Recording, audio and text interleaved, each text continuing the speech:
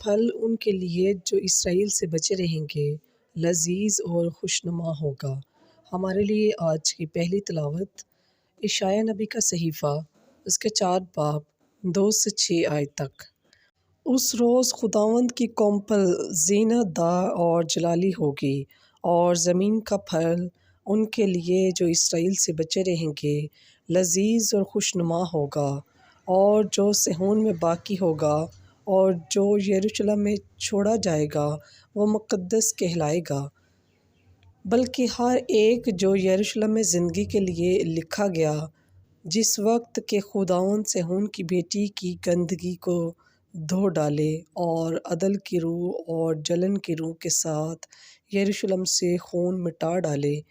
تب خداوند کوہ صہیون کے ہر مقام پر اور اس کی محفلوں پر دن کو بادل اور دھواں اور رات کو شعلہ زن آگ کی چمک پیدا کرے گا، کیونکہ تمام جلال پر پردہ ہوگا، اور ایک خیمہ ہوگا جو دن کو گرمی سے تو سایہ ہوگا، اور آندھی اور بارش سے پردہ